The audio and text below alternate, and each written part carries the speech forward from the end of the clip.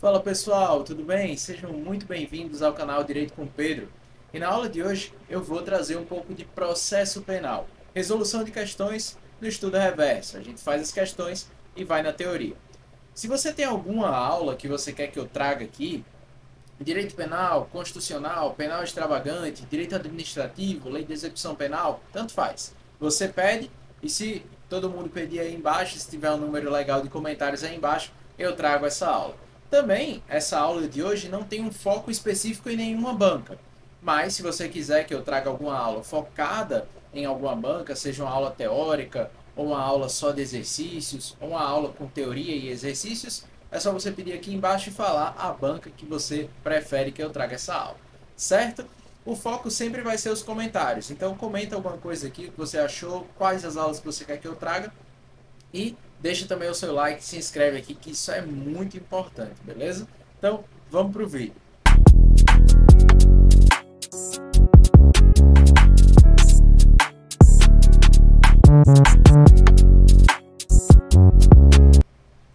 Gente, na aula de hoje a gente vai tratar sobre inquérito e prisões. Então, eu já vou pedindo novamente para você se inscrever aqui no canal. E principalmente, deixa um comentário aí e também um like, certo? Para melhorar o nosso canal.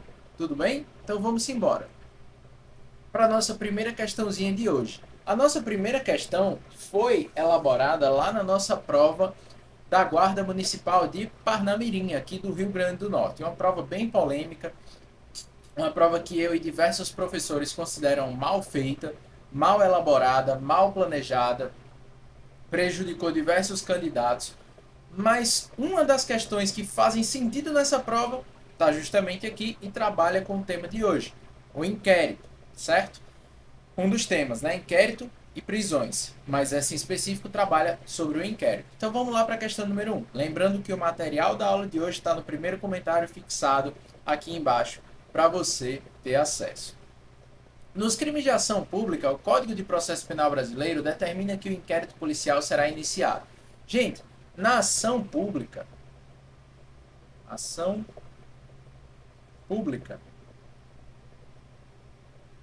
o inquérito policial poderá ser iniciado de ofício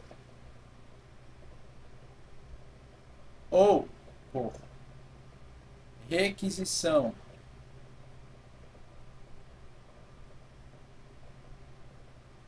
da autoridade judiciária ou por requerimento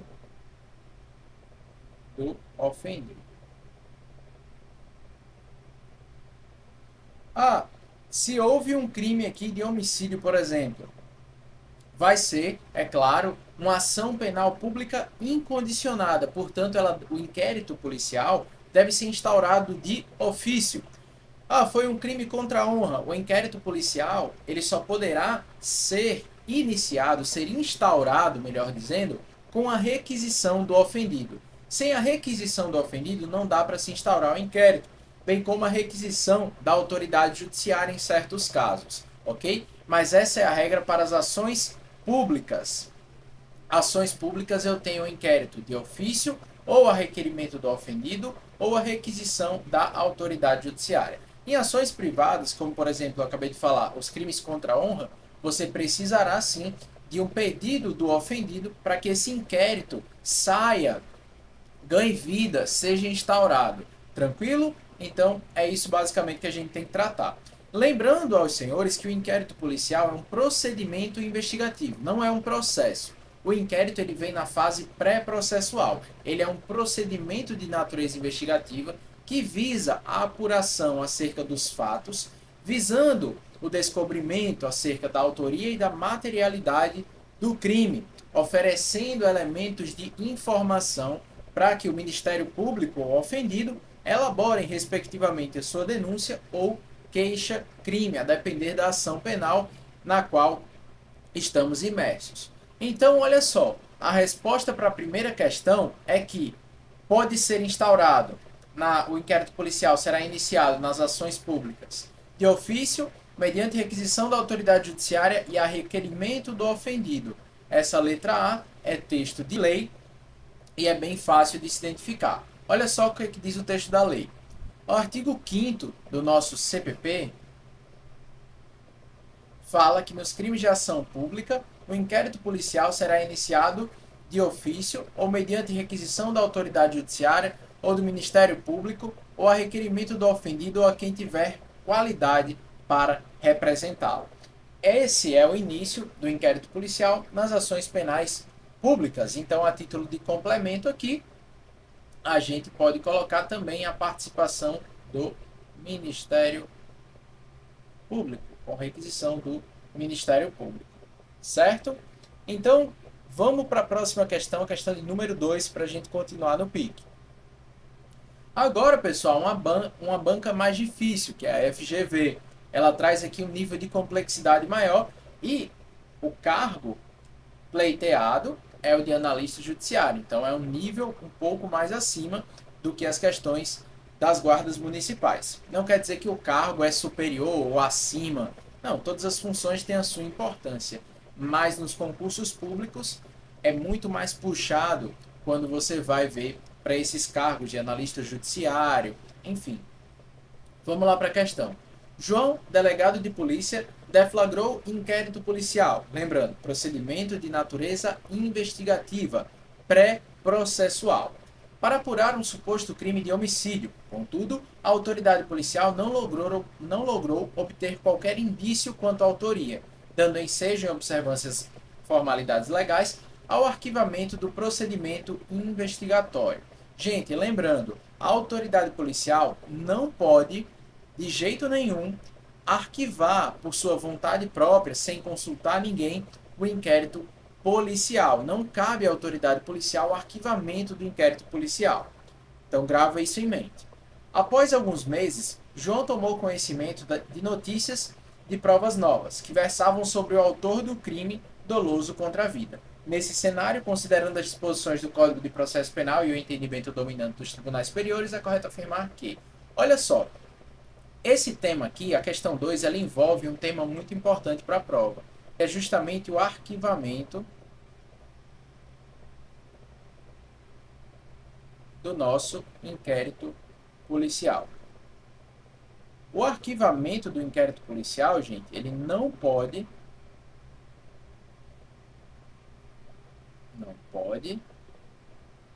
ser feito pela autoridade policial. Fazendo uma revisão bem breve, bem básica aqui acerca do inquérito policial, ele é presidido pela autoridade policial. Quem é a autoridade policial? O Delta, o delegado. E o Delta, no âmbito estadual, vai ser o Delta da Polícia Civil. Já no âmbito federal, o Delta da Polícia Federal. Certo? Então, a autoridade policial preside o inquérito, mas ela não tem o condão de arquivar o inquérito policial. Feito o arquivamento do inquérito policial, mas caso esse inquérito policial tenha sido arquivado, seguindo todos os trâmites legais, os quais a gente vai ver daqui a pouco, o que acontece?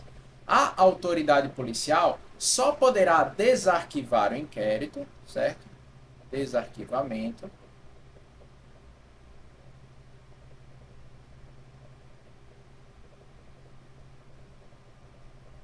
Notícias de novas provas.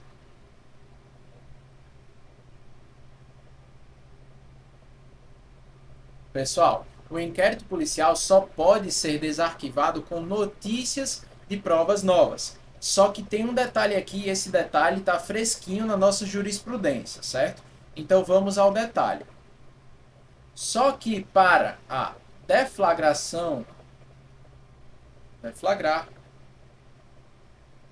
ação penal, precisa de provas novas. Por que será? Porque o inquérito policial, ele vai averiguar, ele vai investigar Ele vai rastrear essas notícias de provas novas. Vai verificar se de fato elas existem.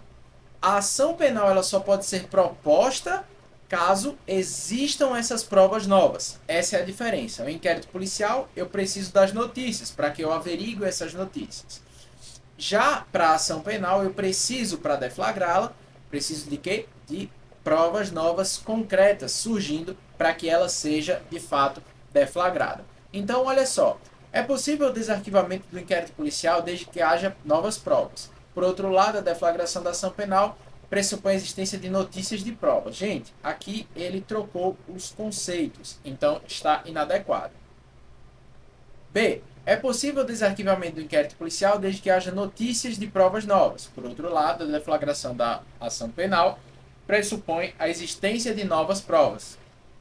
Correto, gente. Essa daqui é a letra B, certo? Para que seja deflagrada a ação penal, provas novas. Para que seja desarquivado o inquérito, notícias de novas provas. Ok? C. Não é possível o desarquivamento do inquérito policial, mas nada impede a deflagração da ação penal, desde que haja notícias não, certo? D. É possível o desarquivamento do inquérito policial, mas nada impede a deflagração da ação penal, desde que haja novas provas novas. Desde que haja novas provas. Gente, aqui ele fala do desarquivamento. O desarquivamento, ele não é desmotivado. O desarquivamento ele é fundamentado na existência de notícias de provas novas, ok? É possível a deflagração de ação penal desde que haja notícias? Não, desde que haja provas novas em concreto. Por outro lado, a prolação da sentença condenatória pressupõe a existência de provas novas. É claro, toda sentença ela vai ser prolatada diante de provas, ao passo que o indúbio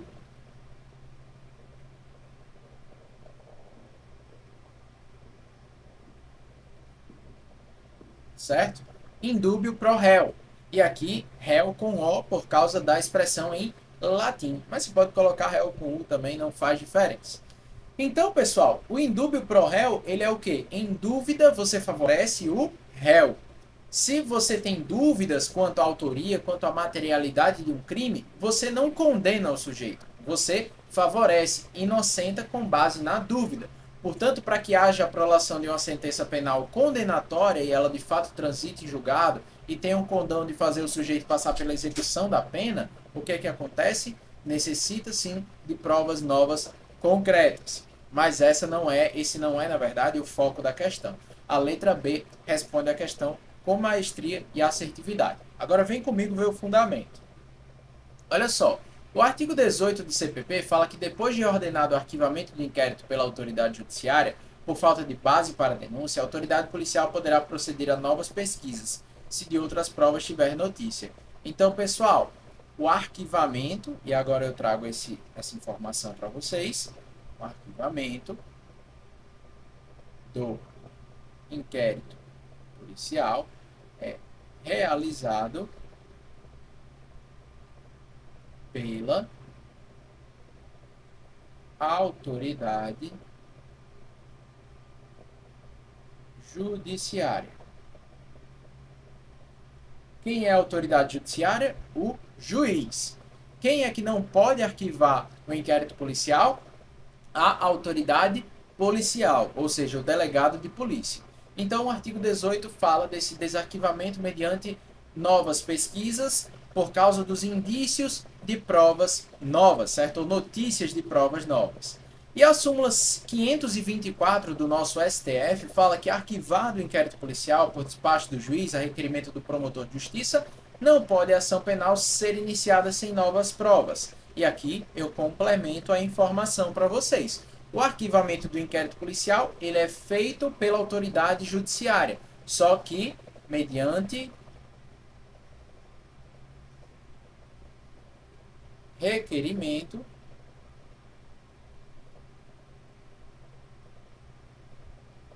do Ministério Público, ok? O Ministério Público pede, a autoridade judiciária determina o arquivamento, a autoridade policial desarquivará se tiver notícias de novas provas e o MP, bem como a autoridade judiciária, farão valer farão girar o mecanismo de uma nova ação penal se provas concretas, provas novas concretas, se mostrarem plausíveis naquele momento, ok?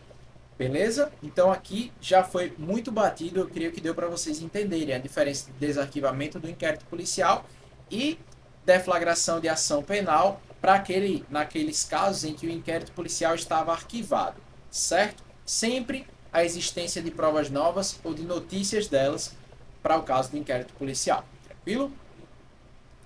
Vamos para a terceira questão.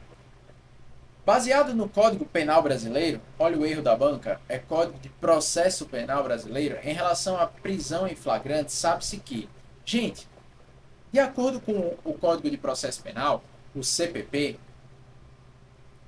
ele, em um primeiro momento, e aqui em um primeiro momento a gente ainda vai trabalhar os outros, então calma no coração, eu sempre vou trazendo informação, depois complemento com a outra, até para você ver esse vídeo até o final e não sair pulando.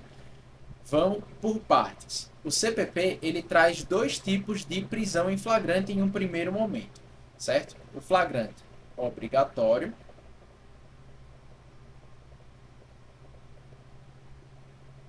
e o flagrante facultativo.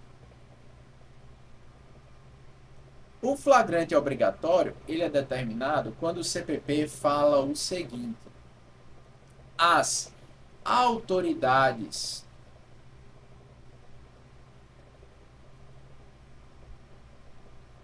policiais, agentes de segurança pública, eles devem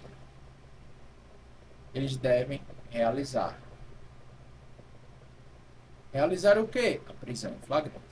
Já no flagrante facultativo, você tem que qualquer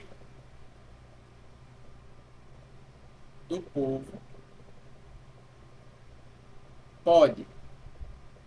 Qualquer do povo pode, e as autoridades policiais e os agentes de segurança pública, como um todo, devem realizar. Guardas municipais devem realizar. Policiais militares devem realizar. Pessoas do povo podem realizar. Um comerciante, um dentista, um médico, eles podem realizar a prisão em flagrante nos casos em que esteja acontecendo ou em que seja presumido. De fato, eles têm esse poder. Na verdade, eles têm essa faculdade de fazer ou não. E a escolha vai ser uma discricionariedade de caso para caso. Ninguém é obrigado a prender ninguém em flagrante. Apenas aqueles que compõem a segurança pública, seja de uma forma ou seja de outra. Apenas os agentes de segurança pública podem realizar. Não, pessoal. Tanto qualquer do povo pode, quanto também é um poder das autoridades policiais ou dos agentes de segurança pública. Todo brasileiro tem um dever? Não. Todo cidadão tem a obrigação? Também não, é uma faculdade.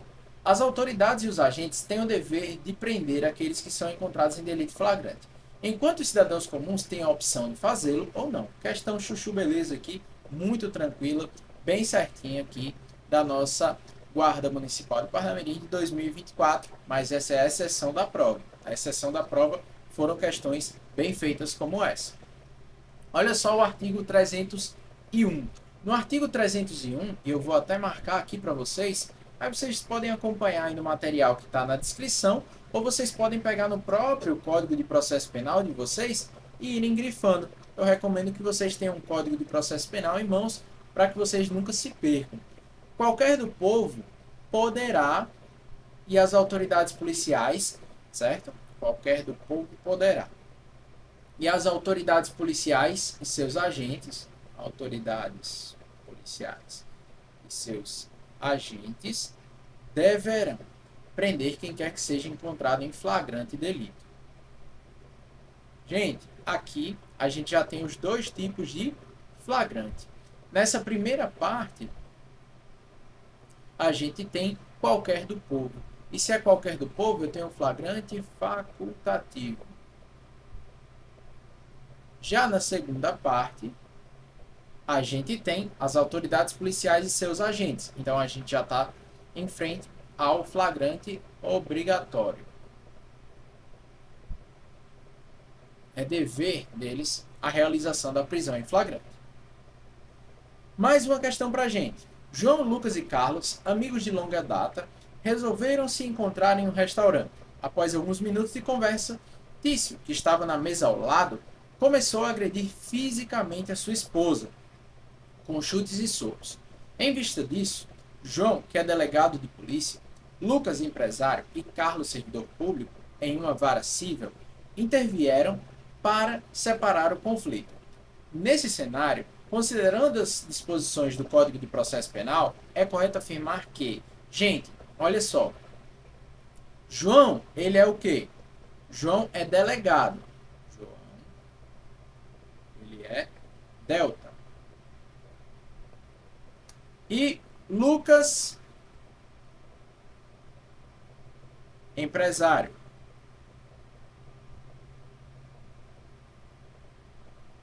Carlos, ele é servidor público.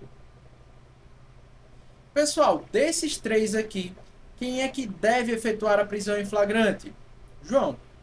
João deve, porque ele é a autoridade policial.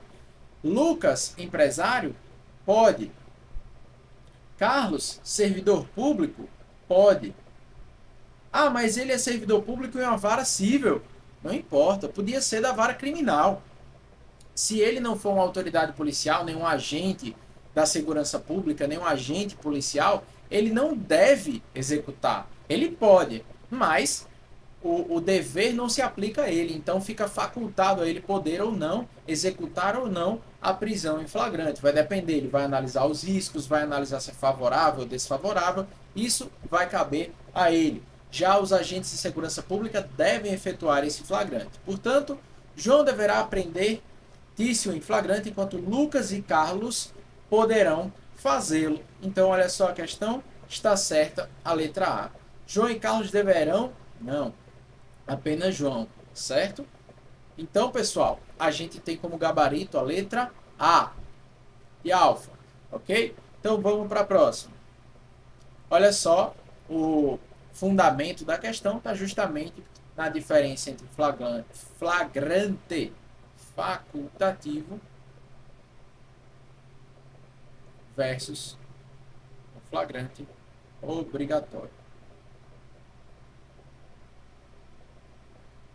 Fechado? Opa, pulei. Deu um spoiler aqui, galera. Foi mal. Não voltem o vídeo rapidão para ver o spoiler, não. Continua no vídeo. O que determina a súmula vinculante 11 em relação ao uso de algemas? Gente, olha só.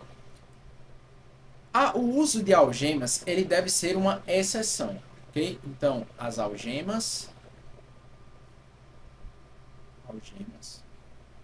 eu tenho como uma exceção. Eu tenho o uso de algemas como uma exceção.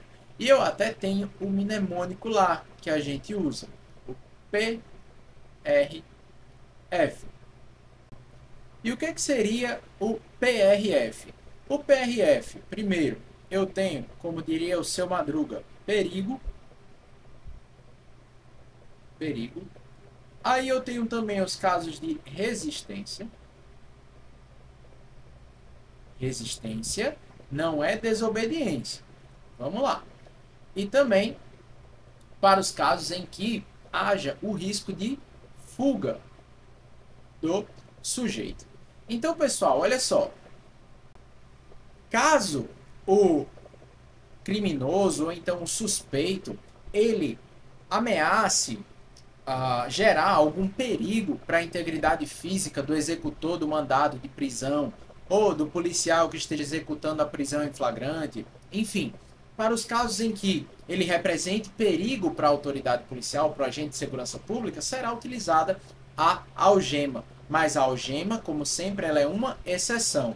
Já a fuga também autoriza a utilização do uso de algemas. E a resistência também autoriza. O que é a resistência? A resistência é uma desobediência, certo? O que é a desobediência? Desobediência é você se recusar a cumprir uma ordem legal. Resistência é você se recusar por meio de violência ou de grave ameaça. Ambos são crimes cometidos por particulares contra a administração pública lá no Código de Processo Penal. Então vamos embora. O que que diz essa súmula vinculante 11? A abolição do uso de algemas em qualquer circunstância? Não. Existem circunstâncias específicas e por isso o uso de algemas é uma exceção. Uso livre de algemas? Também não. Uso restrito de algemas apenas em situações de perigo ou risco. Então, certíssimo, pessoal. Ok? Obrigação de algemar todos os réus durante os julgamentos? Claro que não. Se você fizer isso, você pode estar incorrendo em nulidade do processo, em nulidade do julgamento, ok? Então, a algema é só utilizada em exceção diante do PRF, perigo, resistência ou fuga do suspeito, ou do preso, ou do meliante, enfim, como você queira chamar. Olha só a súmula vinculante 11. Só é lícito o uso de algemas em caso de resistência e de fundado receio de fuga ou de perigo à integridade física própria ou alheia por parte do preso ou de terceiros, justificada a excepcionalidade por escrito, sob pena de responsabilidade disciplinar, civil e penal do agente, ou da autoridade e da nulidade de prisão ou do ato processual a que se refere, sem prejuízo da responsabilidade civil do Estado. Certo, gente? Então, algema só no PRF, perigo, resistência ou fuga. Vamos para a próxima questão. Qual a principal finalidade do uso de algemas de acordo com a jurisprudência vigente? Pessoal, essa questão está pedindo para a gente resumir aquilo que a gente leu. Ok? Está pedindo para a gente resumir.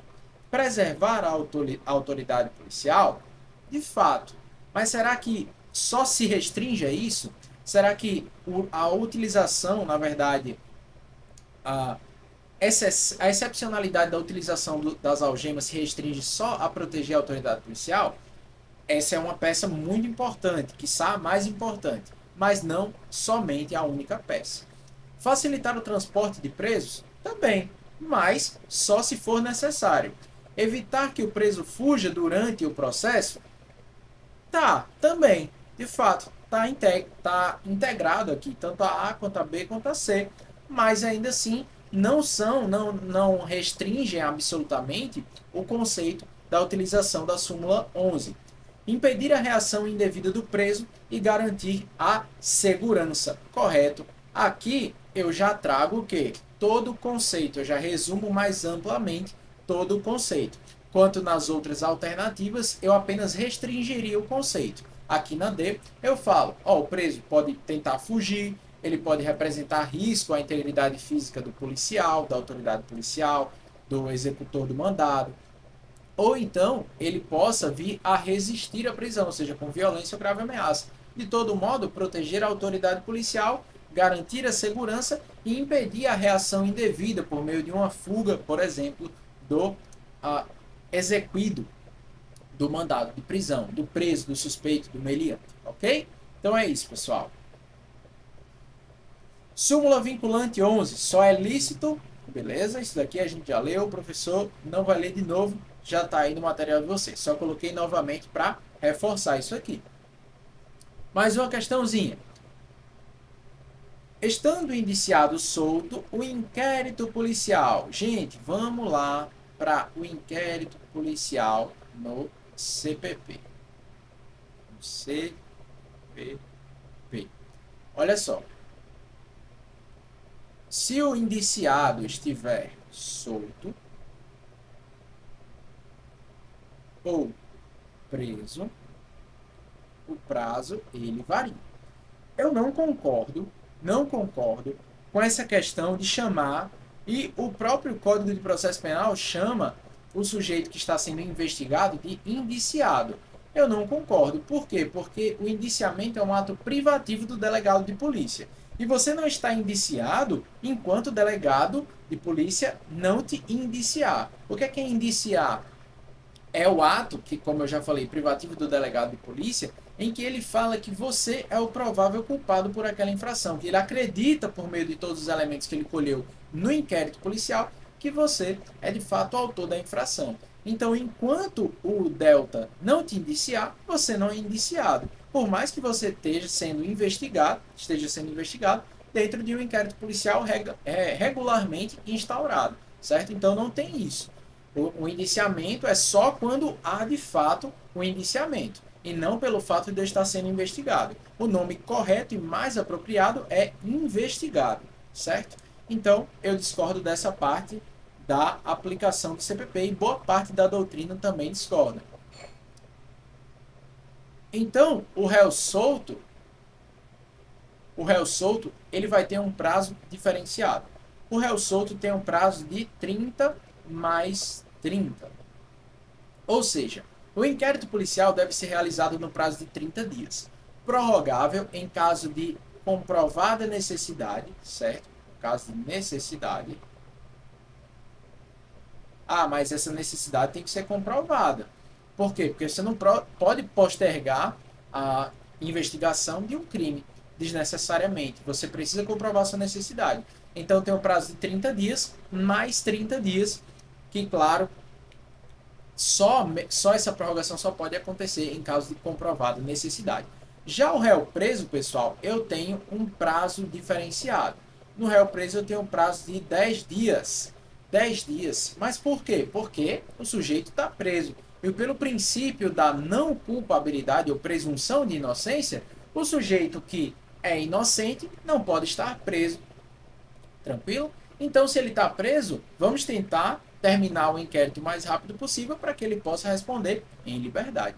Então, se ele está preso, o inquérito é de 10 dias, certo? Só que o juiz das garantias pode prorrogar por mais 15 dias, certo? O juiz das garantias pode prorrogar o inquérito policial do réu preso por mais 15 dias, mas só o juiz das garantias e só quando já estiver valendo mesmo. Por enquanto, é 10 dias e improrrogável.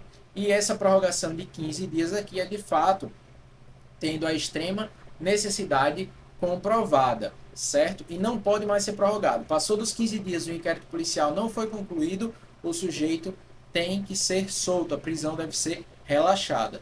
Então, olha só, deve ser concluído no prazo de 15 dias, podendo de 30 dias, podendo esse prazo, quando o fato for de difícil elucidação, ser prorrogado, desde que para a realização de diligências necessárias. Então, pessoal, tá correto. Olha bem, ele fala impreterivelmente, ou seja, não pode ser prorrogado, pode sim.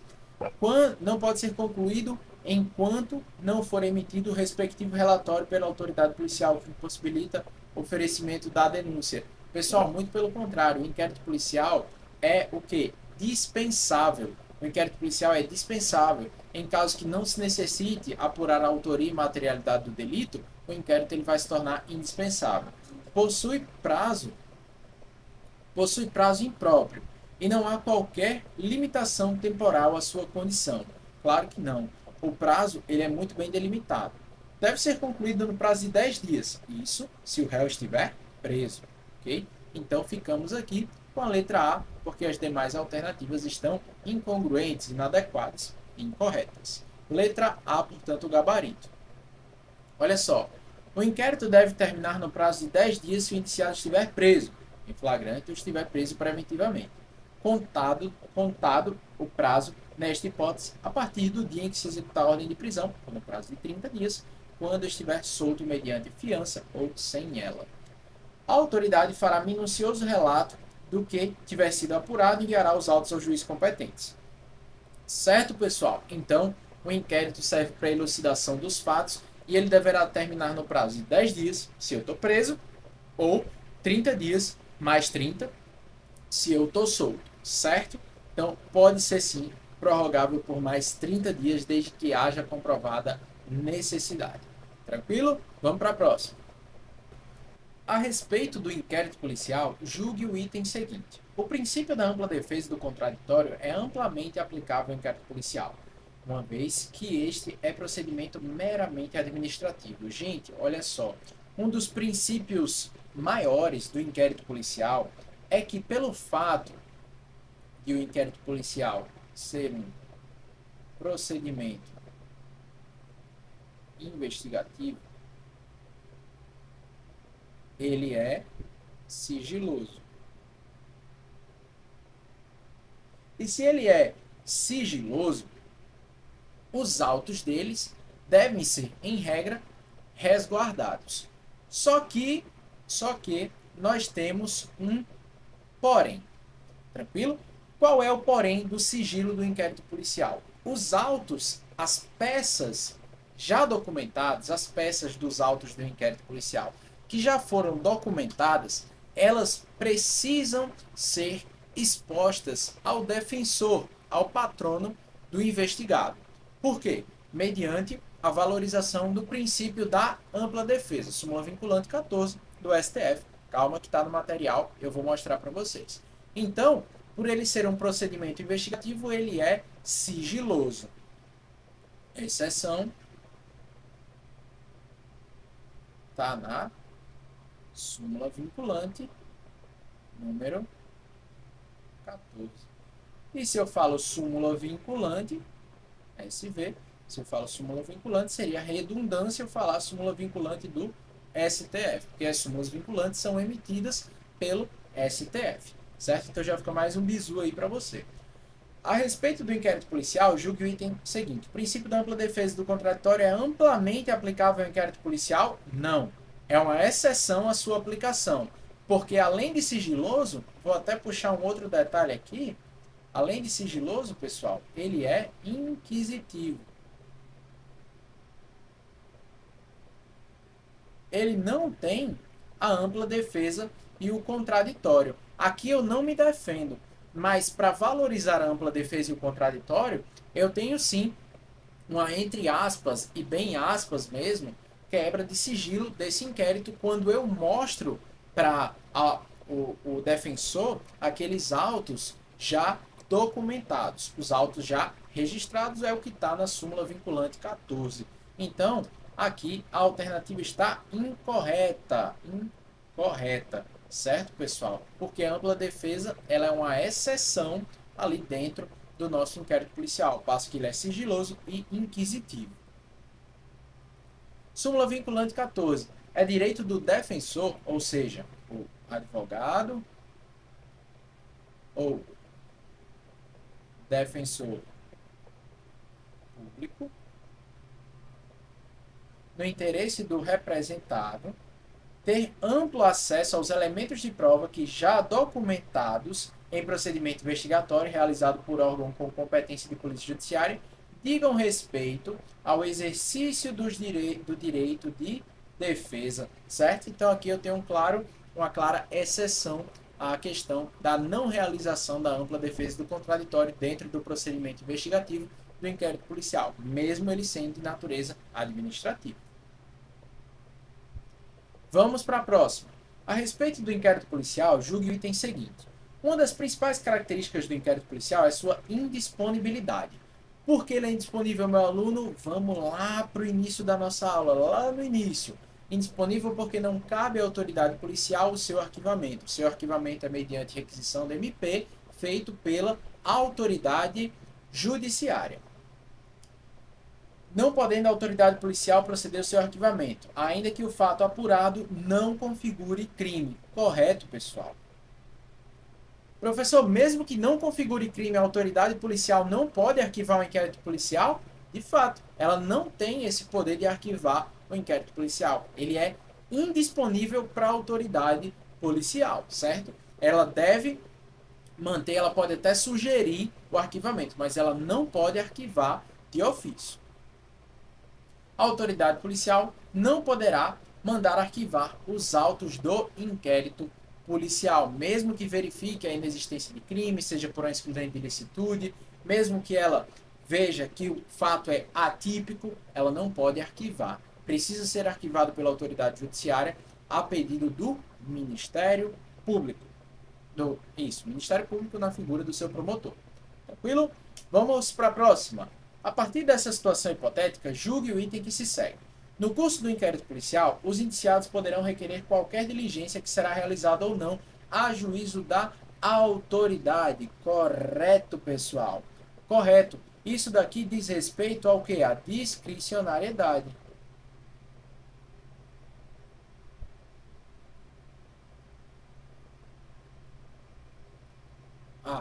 a autoridade policial vai realizar ou não pedidos de diligência. Certo, turma? A autoridade policial realizará ou não os pedidos de diligência. Tranquilo? Então, isso daqui também está certo, está de acordo com o Código de Processo Penal. Olha só, o Ministério Público não poderá requerer a devolução do inquérito policial à autoridade policial, senão para novas diligências imprescindíveis ao oferecimento da denúncia. E essas diligências serão realizadas ou não pela autoridade policial. Ficará a seu critério, ficará a sua discricionariedade, ficará a sua faculdade fazer ou não as diligências que foram pedidas pelas partes e também pelo Ministério Público. O inquérito policial, considerando o procedimento administrativo, iniciado e conduzido pela autoridade policial por iniciativa própria, independente de provocação de eventuais interessados ou de autorização judicial, é chamado de, pessoal, essa característica que eu citei lá na primeira questão, que a autoridade policial pode agir de ofício nas ações penais públicas, diz respeito à característica oficiosa do inquérito policial, certo? Oficioso. Por que ele é oficioso, pessoal? Porque o inquérito policial é oficioso? Porque a autoridade policial pode agir de ofício, no caso das ações penais públicas. Verdade? Então a letra A está correta. Agora, vem para o mnemônico para você ver quais são as características do inquérito policial. Olha só, o mnemônico que eu gosto muito de utilizar é esse daqui, o SEI doido. Eu sempre utilizei, recomendo, não falta nada nesse mnemônico. Sigiloso, escrito, indisponível, dispensável, oficial, inquisitivo, discricionário, oficioso. Vou explicar cada um aqui de forma resumida. Sigiloso é uma investigação. Você não vai sair falando para uma pessoa que você está investigando ela. Você não vai sair por aí falando: ei, fulano, eu vou olhar tuas mensagens no teu celular, viu? Se tiver alguma coisa sobre mim, você está ferrado. Quando você avisa, o cara já, opa, se tem alguma coisa, eu vou verificar e vou apagar, né? Então, justamente, sigiloso por quê? Porque você não quer dizer para o sujeito que você está investigando, ao passo que o sujeito possa se precaver e sumir com as provas, certo? Então, sigiloso. Escrito, porque todas as peças, todos os documentos serão juntados por escrito, certo? Serão documentados por escrito em um só auto, certo? Indisponível. Gente, a autoridade policial não pode mandar arquivar o inquérito policial. Dispensável, porque em certos casos não necessita de apuração de autoria e materialidade do crime, ao passo que a autoria e a materialidade já estão ali escancaradas. Inquisitivo. O que é o inquérito policial ele ser inquisitivo? Que característica é essa? Inquisitividade significa o quê? Que não será realizada a ampla defesa e o contraditório, com exceção da súmula vinculante 14, mas essa é a exceção da exceção. Discricionário, a autoridade policial poderá ou não realizar as diligências que foram pedidas pelo Ministério Público ou pelas partes. E oficioso, que de fato ele vai ser iniciado de ofício pela autoridade policial em ações penais públicas. Eu acho que eu passei direto pelo oficial. Oficial por quê? Porque ele é presidido por um órgão oficial. Ele é presidido e realizado por um órgão oficial, qual seja a Polícia Civil ou a Polícia Federal. Tranquilo? Então, vamos embora. João, delegado de polícia, preside inquérito policial deflagrado para apurar suposto delito perpetrado por Fábio. Durante a tramitação do procedimento administrativo, o agente público constatou que a prisão temporária é essencial para garantir o sucesso das investigações, sendo certo que há fundadas razões que apontam Fábio como autor do crime investigado. Nesse cenário, considerando as disposições da Lei 7.960 de 89, é correto afirmar que o inquérito policial presidido por João versa sobre o crime de...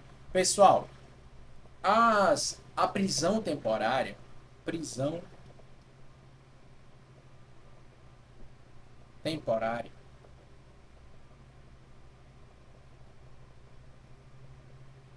ela se aplica apenas à fase investigativa. Não se aplica à fase processual. Se aplica apenas à fase investigativa. E ela deve ser extremamente necessária para manter as investigações, para manter a ordem das investigações, tranquilo? Então, e também somente aplicável aos crimes que estão na lei, certo? Olha só, somente aplicável aos crimes listados na lei de prisão temporária. Somente. Um desses crimes é de fato o sequestro simples, o sequestro ou cárcere privado, certo? Então, vem comigo. Olha só. Caberá a prisão temporária quando imprescindível para as investigações do inquérito policial, quando o indiciado não tiver residência fixa ou não fornecer elementos necessários ao esclarecimento de sua identidade, ou quando houver fundadas razões de acordo com qualquer prova admitida na legislação penal de autoria ou participação do indiciado nos seguintes crimes: homicídio doloso, sequestro ou cárcere privado, roubo, extorsão mediante sequestro, estupro, atentado violento ao pudor, né? Rapto violento, epidemia com resultado morte, envenenamento de água potável ou substância alimentícia ou medicinal qualificado pela morte, genocídio, tráfico de drogas e crimes previstos na lei de terrorismo. Se não estiver aqui, pessoal, a gente tem o quê? A gente tem um crime que não comporta prisão temporária. Agora, pessoal, seguinte. Homicídio culposo comporta prisão temporária? Não. Atentado violento ao pudor. Atentado violento ao pudor existe? Não deixou de existir. Só que ele foi incorporado ao tipo penal do estupro, certo? Essa é a diferença. Tranquilo, pessoal? Então vamos para a próxima. No curso de um processo penal que apurou o suposto delito de latrocínio consumado, o juiz competente, após o requerimento do MP, decretou a prisão preventiva de José, suposto autor dos fatos. Após o cumprimento do mandado de prisão, o advogado de José compareceu ao presídio, ocasião em que as partes conversaram sobre os regramentos aplicáveis à prisão preventiva. Nesse caso, considerando as disposições do CPP, assinale a alternativa correta. A legislação não estabelece prazo máximo de duração da preventiva, mas o juiz deverá revisar sua necessidade de manutenção a cada 60 dias. Pessoal, prisão preventiva. O que é que a gente tem que basicamente saber agora? Não pode ser decretada de ofício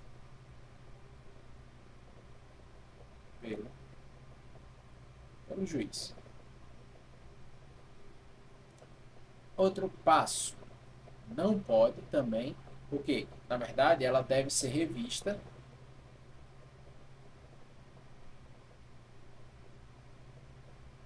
reanalisada em 90 dias, ou a cada 90 dias, certo? Vamos lá. A decretação da prisão preventiva com a finalidade de antecipação de cumprimento de pena ou decorrência imediata da investigação criminal da apresentação do recebimento da denúncia não será admitida. Muito bem, pessoal.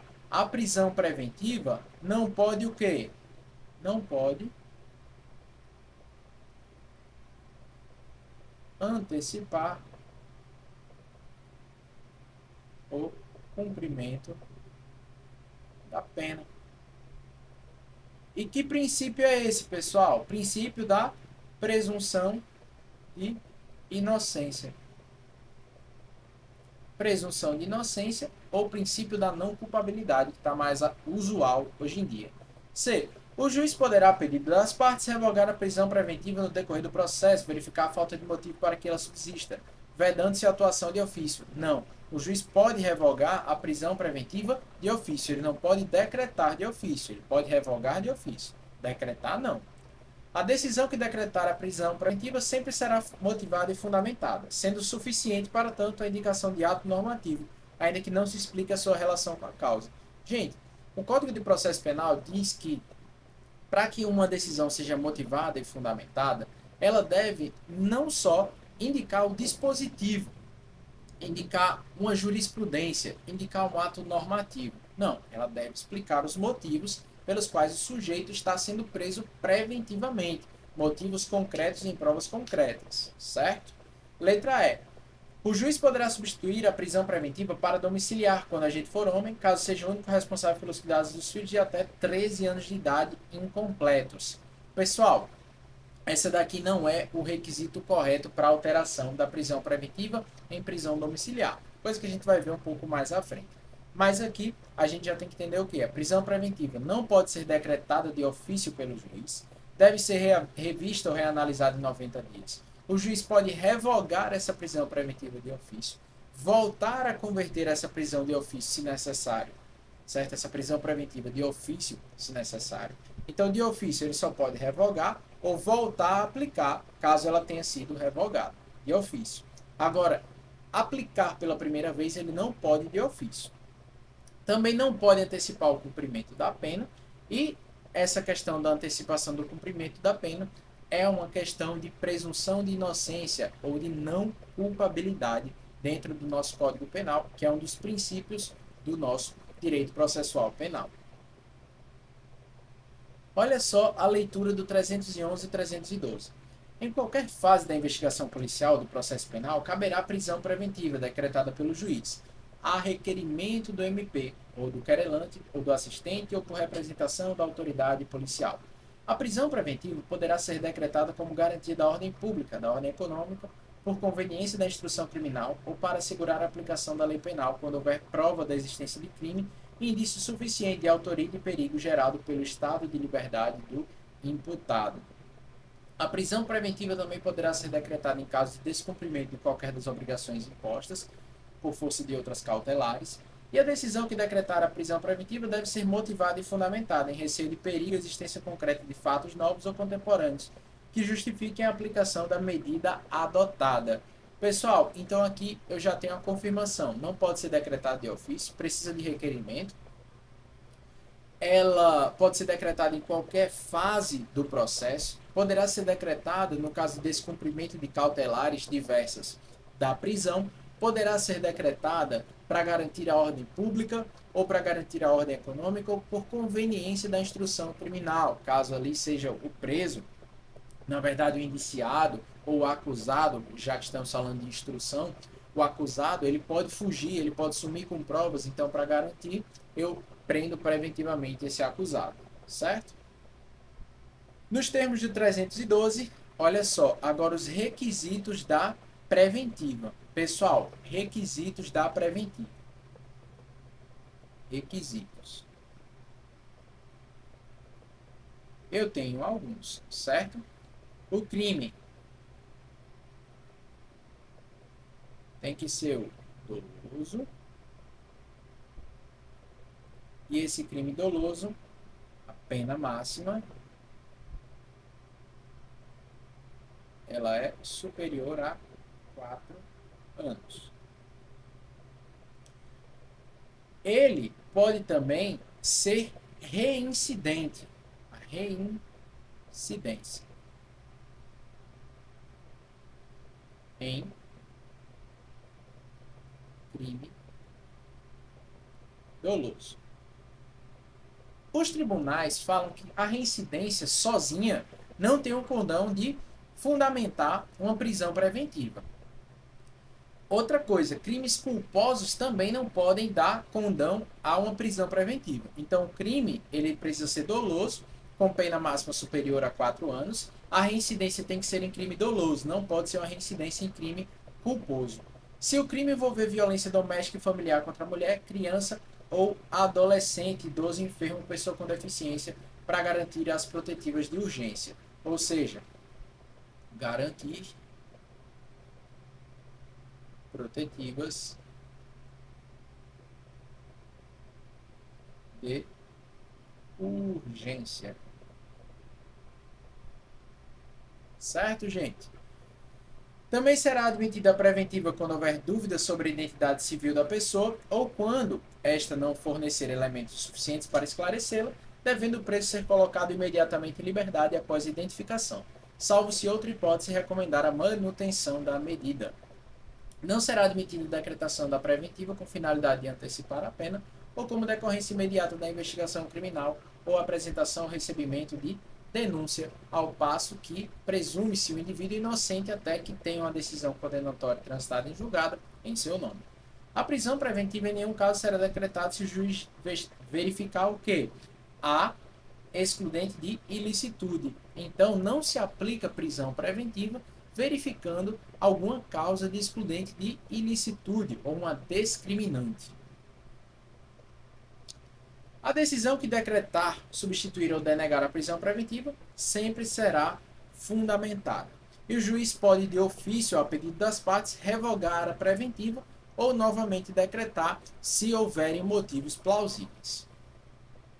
E claro, a prisão preventiva deverá sempre ser revisitada ou reanalisada para ver se há necessidade ainda da sua manutenção a cada 90 dias, certo? Sob pena de tornar essa prisão ilegal. Se 90 dias a minha preventiva não foi revista, eu posso pedir relaxamento de prisão porque a prisão se tornou ilegal.